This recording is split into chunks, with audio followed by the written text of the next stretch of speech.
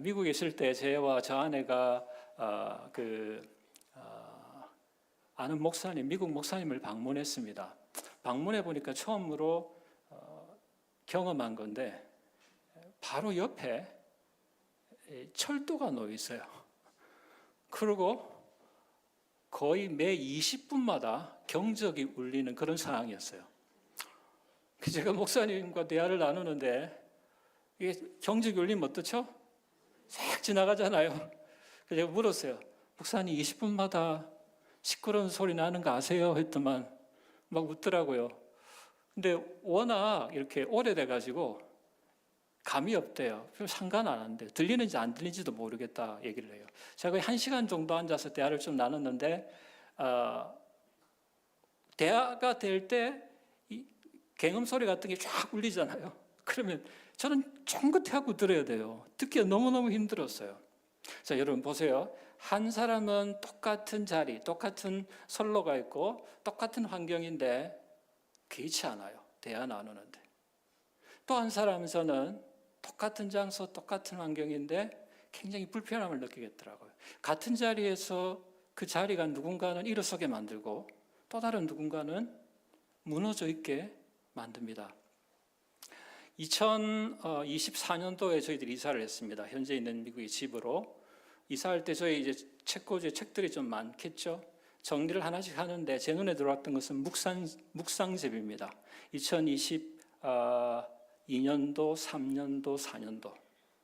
쭉 빼는데 어떤 생각이 딱 들었냐면 같은 날짜라고 하는 것에 제가 초점이 딱 꽂혔습니다. 그래서 제가 2022년도 묵상집을 보면서 7월 15일로 딱 잡았어요. 7월 15일로 2022년도 걸 펼쳤고 2023년도 것도 7월 15일로 펼쳤습니다. 2024년도도 7월 15일로 펼쳤습니다. 그러니까 각각 펼쳐봐서 그때 묵상했던 아주 중요한 대목들이 이렇게 되어 있습니다. 하나는 하나님 저 오늘 저와 하나님과의 관계니까 얘기해도 되잖아요. 하나님 저 오늘 무너졌습니다. 또 하나는 보니까 하나님 오늘 정말 참 감사합니다. 이런 내용으로 제가 기억을 하는데 분명한 것은 무너졌습니다. 감사합니다. 여러분 제 자신이 스스로 같은 날짜임에도 불구하고 7월 15일 어떤 해에는 굉장히 무너지고 어떤 해에는 제가 일어서 있더라고요. 이런 우리의 모습들이 있습니다. 저는 두 청년을 알고 있습니다. 하나는 부산에서 만났던 청년, 하나는 서울에서 만났던 청년. 이 두 형제는 공통점이 있는데 뭐냐면 어릴 때 고아원으로 버려졌어요. 부모가 나와서. 그리고 미국으로 입양됐습니다. 그리고 미국 부모님이 키웠고 대학 때 돼서 한국으로 와서 입양된 가운데 한국으로 와서 자기의 부모가 누구인지를 궁금해하는 두 청년입니다.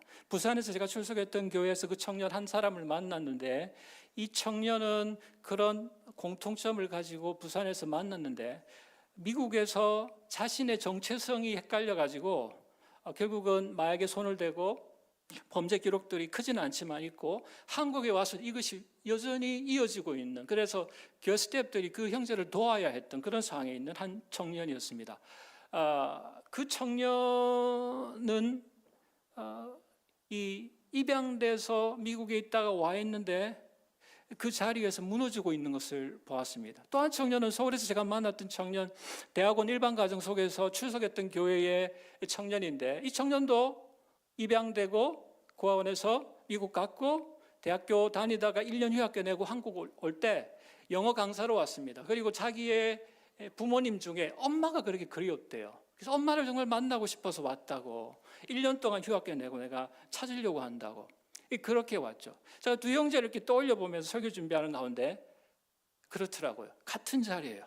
같이 입양되고 같이 미국 갔고 같이 부모가 그리워서 찾으러 한국으로 왔는데 그 가운데 한 사람은 계속 마약 또 여러 가지 범죄로 무너지고 있고 또 한 사람은 갈망하고 있는 거예요. 이 두 번째 형제, 서울에서 만났던 형제 이름이 존 킴이라는 형제인데 찬양 인도를 하는데요.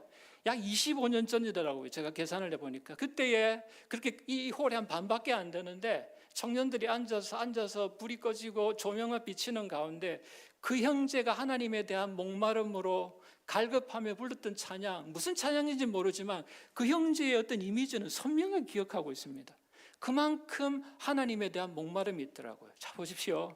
똑같이 무너진 자리에서 그 자리가 누군가는 일어서게 만들고 있고 누군가는 무너지게 만들고 있는 거죠. 여러분, 궁금한 것은 그 자리에서 무엇이 한 사람을 넘어지게 하다가도 일으킬 수 있는 힘이 그것이 무엇인가 하는 것입니다. 우리가 오늘 봤던 이 본문 말씀도 결국 17세를 지나가는 청년 39장의 청년 요셉입니다. 이 요셉이 어떤 상황을 지나가고 있죠? 전반부, 후반부를 보면은 전반부에는 형에서 팔리죠.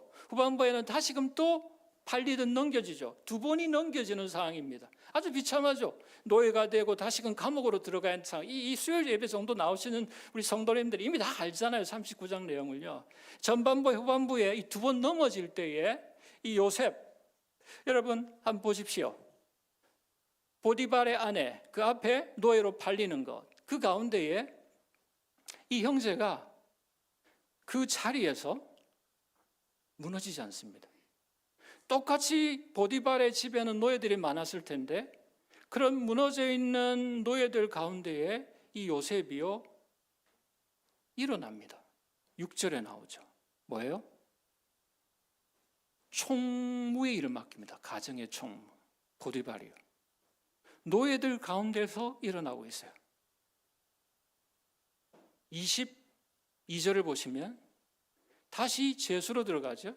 보디발의 아내의 유혹으로 성적 유혹 이겼는데 누명 쓰고 갔을 때에 22절을 보면 간수가 그에게 뭐하죠? 모든 죄수들을 담당하는 그 책임자로 또 세워요. 동일한 간수들 중에 죄수들 중에서 그는요 무너져 있지 않습니다. 이렇습니다. 여러분, 전반부에서 내가 노예로 팔려왔을 때에 일어났다 할지라도 한 번 더 무너져 버리는 상황이 되면 감옥 안에서는 무너지는데 익숙해집니다. 우리는. 네, 요셉이 그 상황에서 같은 자리에서 무너지지 않고 일어서고 있습니다. 궁금한 것은 뭐냐면 같은 자리에서 왜 이 한 사람을 일으키는가? 왜 이 한 사람이 일으켜질 수 있는 힘이 무엇인가 하는 것입니다. 무엇이 그를 일으키고 있죠? 우리가 오늘 하나 기억해야 될 단어는 이겁니다. 동행입니다. 이 동행이 요셉이란 한 형제를 일으키고 있습니다. 한 장키임을 일으키고 있습니다. 하나님의 함께하심 풀었으면 그거죠. 동행 두 단어입니다. 동행이 그를 일으켜서 세우고 있습니다. 그럼 동행이 있으면 여러분 동행이란 사실을 우리가 깨닫잖아요. 아, 하나님 지금 나와 함께 하신다라고 하는 것이 깨달아지잖아요. 나도 모르고 있다가 깨달아지잖아요. 그러면요 자리는 안 바뀌어도 자리의 의미가 바뀌어버립니다. 아, 이런 하나님의 동행하심이 지금 있구나 하면서 무엇을 경험하냐면 동행하면 형통하구나. 동행이 결국 형통이구나. 이것이 체득됩니다. 내 삶 가운데 경험되는 거죠. 아, 자리가 형통이 아니라 뭐가요? 함께 하심이 형통이구나. 그래서 오늘 보면 2절과 23절을 보면 이렇게 나옵니다. 하나님이 함께 하심으로라고 하는 표현이 너무너무 중요하죠. 그 다음 뭐예요? 형통하다는 단어. 그러니까 함으로가 원인이고 그 결과가 뭐예요? 형통입니다. 23절을 보더라도 하나님이 함께 하신다라고 하는 이 원인의 결과가 뭐예요? 뒤에 바로 형통이 따라 나옵니다. 그러니까 원인과 결과죠. 그러니까 이것이 체득되는 거예요. 아, 내가 지금 하나님이 나와 함께 하시다는 것을 의식하지 못하다가 내가 의식해버리면 이 함께 하심 동행이 내 삶 가운데의 형통이구나 하는 사실을 우리가 깨닫게 된다고 하는 것입니다. 여러분, 그렇기 때문에 우리가 하나 기억할 것이 있습니다. 그것이 뭘까요? 이 적용점인데요. 무엇을 우리가 적용할 수 있을까요?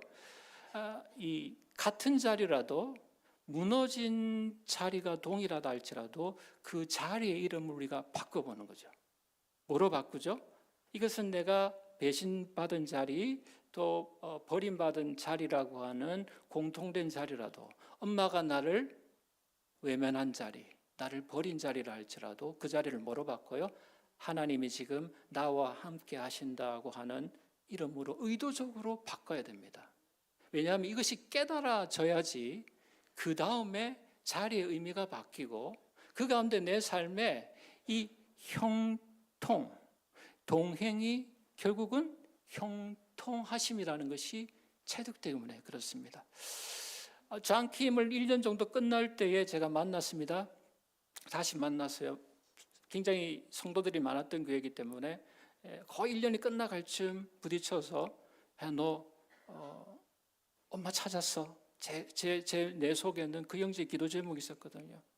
이방 땅에 와서, 외로운 땅에, 그에게는 이 한국 땅은 낯선 곳이거든요. 문화도 낯설고 영어가 익숙한 형제인데 엄마 찾았어. 그게 보자마자 저의 어떤 바로 튀어나오는 말이었어요. 못 찾았대요. 영어 하면서 그 어떤 그 신고센터에 가서 확인하고 자기 신원을 드러내고 열심히 애썼는데 못 찾았대요. 어떡할 거니 했더만 돌아갈 거래요, 미국으로. 돌아가서 신학교로 갈 거라고 합니다. 신학교로 가서 나처럼 이렇게 버려져서 정체성의 혼란을 겪는 친구들이 너무너무 많은데, 그 형제들을 위해서 내가 섬기고 싶다. 나한테 물어요. 근데 너 하나 아냐고, 나에 대해서. 뭐냐 했더만은, 내가 내 육신의 엄마를 못 만났는데 진짜 나의 하나님 아버지, 그분을 내가 경험했다는 거예요. 그것 때문에 갈 수 있었던 것 같아요. 여러분, 자, 지금 이 형제가 무슨 말을 하고 있는 거예요? 버림받은 이곳 이방 땅의 자리를 뭐로 바꾸고 있죠? 하나님이 나를 기억하고 있는 자리로, 하나님이 나를 잊지 않은 자리로 바꾸고 있죠. 하나님이 나와 함께 하시는 자리로 바꾸죠. 왜요? 그가 동행을 깨달은 겁니다. 그 가운데 동행 자체가 형통이지, 자리가 바뀐다고 형통한 것이 아님을 깨닫는 거죠. 여러분, 저도 깨달은 게 있어요. 제가 그 묵상집 이사할 때 펼쳐놨잖아요. 거기 보면은 2022년, 23, 24년도에 하나님 저 오늘 무너졌습니다. 하나님 오늘 감사합니다 할 때 가만히 보니까 다 똑같은 게 하나 있어요. 깨달아진 게 뭐예요? 어느 연도든 동일한 그 날짜에 하나님은 나와 함께 하셨다. 동행이 깨달아지더라고요. 그래서 여러분, 제가 미국 갈 수 없어서 제가 타이핑하면서 컴퓨터에 기록했습니다. 하나님은 2022년도 7월 15일 날 나와 함께 하셨다. 2023년 또 하나님은 나와 함께 하셨다. 7월 15일. 2024년도 7월 15일 그날도 하나님은 나와 함께 하셨다. 여러분, 자리를 바꾸시길 바랍니다. 그런 고백을 할 수 있길 바랍니다. 오늘 23절 간수가 요셉을 보면서 못 박습니다. 마침표를 찍습니다. 버림받은 그런 죄수가 아니고, 뭐라고 마침표로 끝자락에 문구가 뭐예요? 하나님께서 요셉과 함께 하심이라. 이게 간수가 요셉을 향하여서 바꾸는 이름표입니다. 여호와께서 너와 함께 하신다. 요셉이요, 오랜 시간 전이지만 여전히 우리에게 오늘 저녁에도 강구합니다. 여러분, 이 자리에 내가 자식을 키웠는데 그 자식이 내 마음, 부모 마음 모르고 찾아주지 않고 나를 원망하고 부모 원망하고, 내가 그렇게 섬겼던 내 직분자로 한무개 성도가 나를 비방하고 있고 나를 힘들게 하고 있고, 그런 무너진 자리에 혹시 있다면 요셉은 우리에게 권고합니다. 여러분, 그 자리를 하나님이 당신과 동행하는 자리로 바꾸십시오. 이것이 깨달아지면 형통이 동행이 됩니다. 여러분, 깨닫는 게 뭐예요? 형통은 동행의 다른 이름입니다.